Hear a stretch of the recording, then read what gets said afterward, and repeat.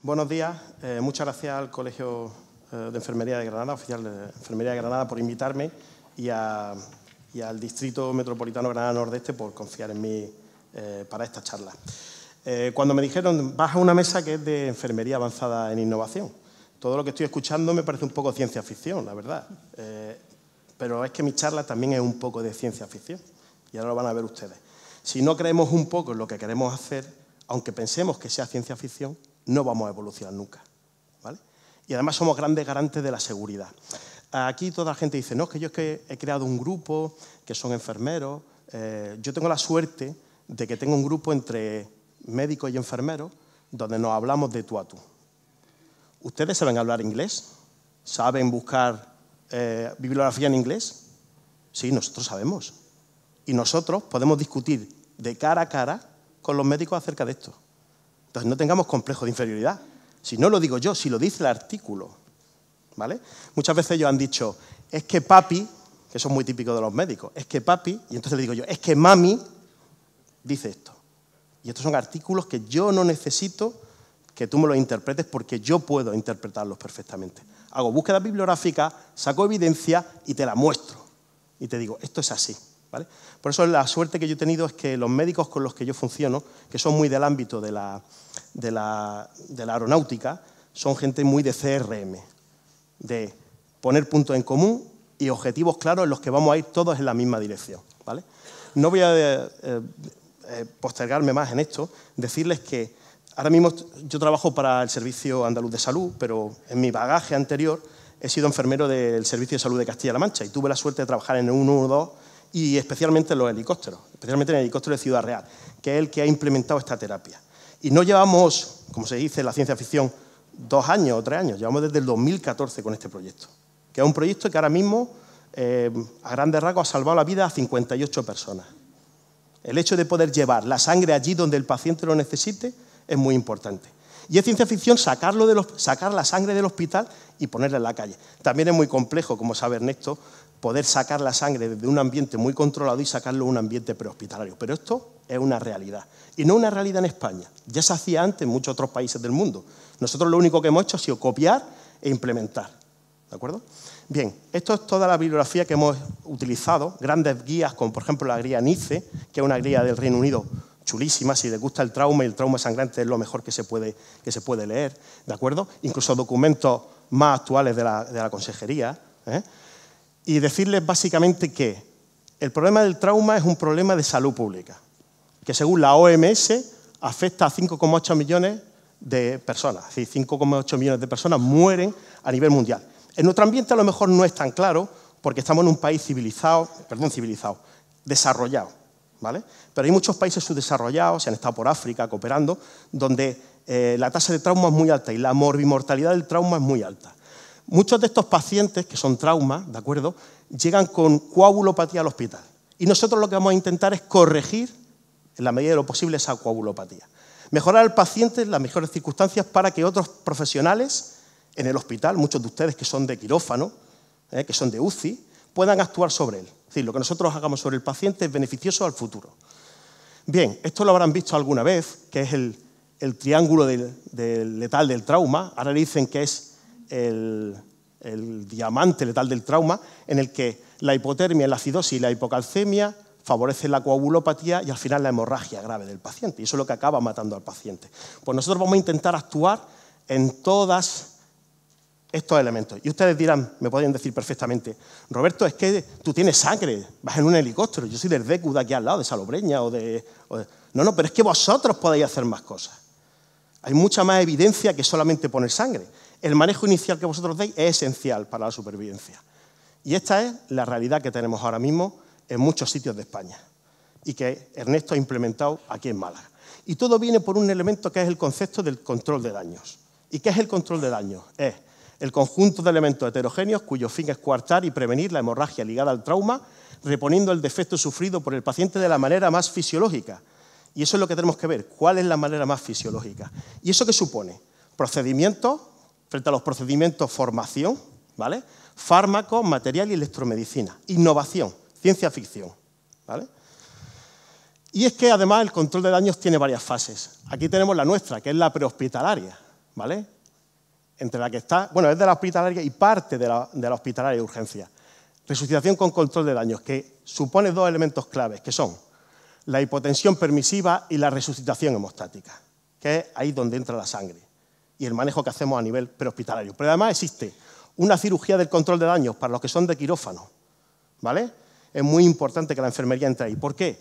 Porque tiene que ser una cirugía muy especial, muy electiva, donde se tiene que hacer una hemostasia quirúrgica, donde hay que hacer una descontaminación, pero lo que se pretende es que el paciente se opere rápidamente, se cuarten los puntos sangrantes y se deje descansar a ese paciente. ¿Qué nos pasaba antes con los pacientes traumáticos? Los operábamos de todo.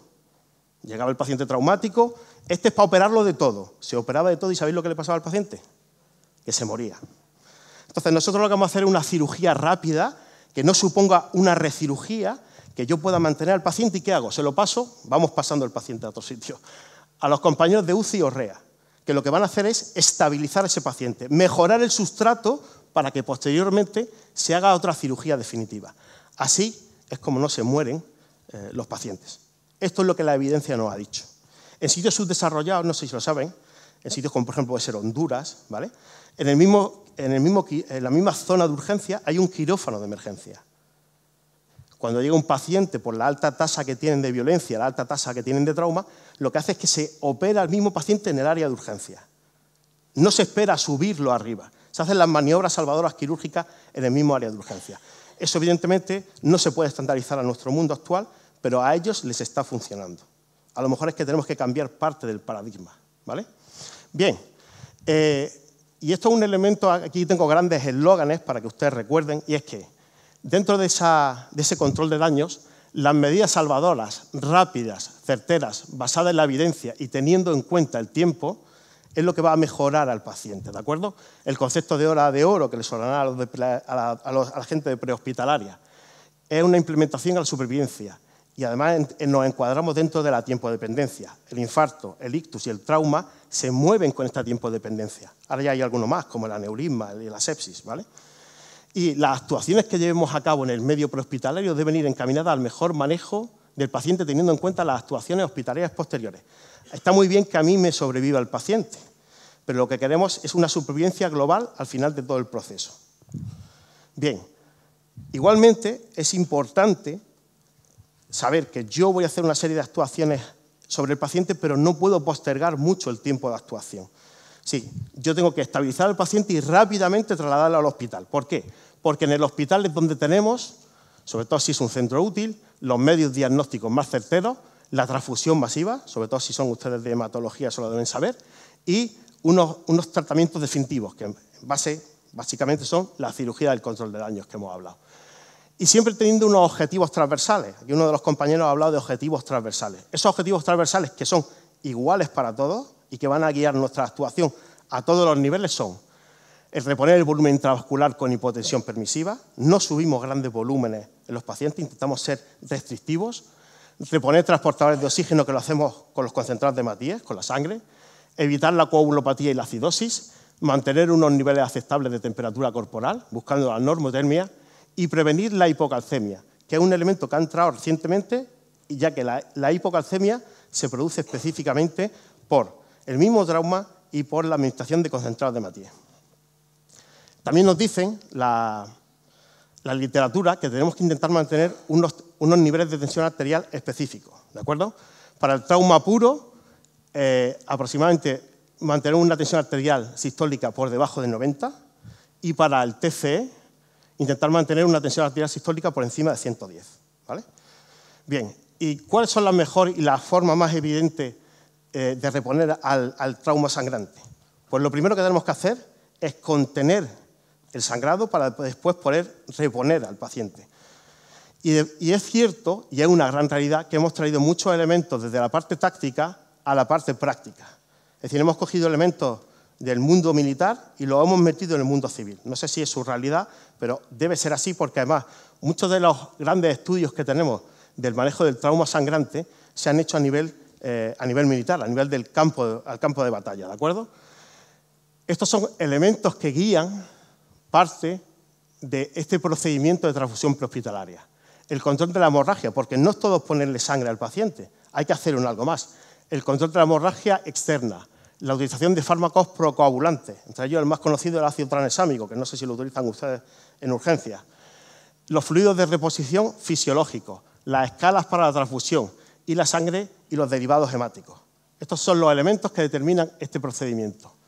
Bien, dentro de los que tienen una mayor evidencia son estos que pongo aquí a continuación. Tienen un alto nivel de evidencia, de 1A a 1B, están aceptados por el Comité Oficial del TCCC, que son los cirujanos militares, y además lo avala la ERC en la última guía del 2021. Si queremos tener un nivel bueno de atención al trauma sangrante, esto deberíamos tenerlo a la mano, todas estas cosas. No sé si será su realidad o no, pero todo esto debe estar con nosotros, especialmente a nivel prehospitalario. Con mucha fuerza, el inmovilizador pélvico ante la sospecha o constatación de fractura pélvica, el uso de los torniquetes de combate, el uso del ácido tranexámico y ahora estamos valorando mucho el poner fibrinógeno a ciegas.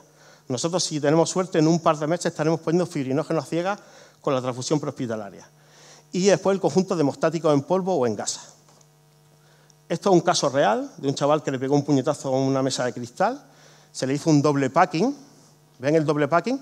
Y seguía sangrando, por lo que se le aplicó un torniquete de combate. Cuando se levanta la cura, eso es lo que hay debajo, ¿de acuerdo? Aún con el torniquete puesto, sigue habiendo sangrado, pero mucho menos, ¿de acuerdo? Esto funciona. Ustedes se acordarán de la época en la que se decía no se ponen torniquetes, porque había que amputar las piernas. Eso es falso. Se ha visto que la amputación de la pierna era por el daño y por el conocimiento quirúrgico que había en aquel momento. Esto salva vidas y sobre todo una hemorragia de tipo arterial. Esta es la realidad. Nosotros lo utilizamos y funciona. Los militares lo están utilizando y funciona. Bancos de pruebas, las guerras. ¿De acuerdo? De ahí se extrae mucha información. Bien, recuerden, siempre contenemos para después reponer. ¿Y cómo vamos a reponer?